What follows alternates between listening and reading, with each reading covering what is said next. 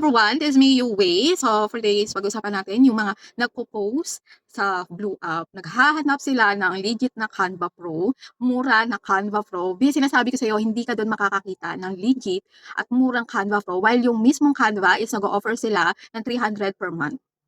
No?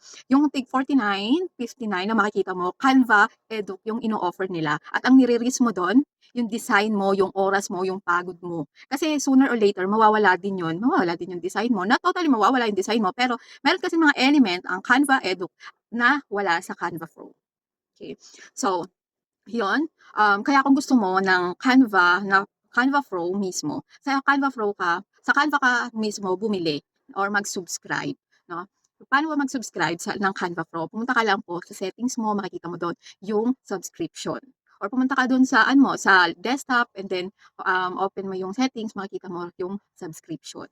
Or mag-click ka diyan ng isang pro element tapos dahil naka Canva free ka, magsasuggest sila na para magamit mo yung element ng Canva Pro, magsasuggest sila na mag-Canva Pro ka.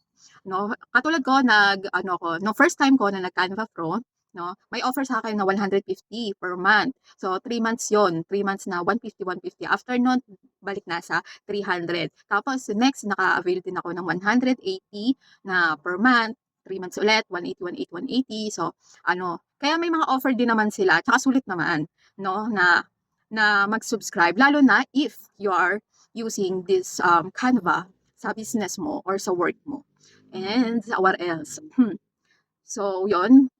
Gaya ko, I'm a Globe user. Yung Globe may in-offer sila na free na 180 pesos or 200 pesos na Canva discount. No? Pwede mo magamit yung code na yon, promo code na yon para makapag-discount ka sa iyong Canva.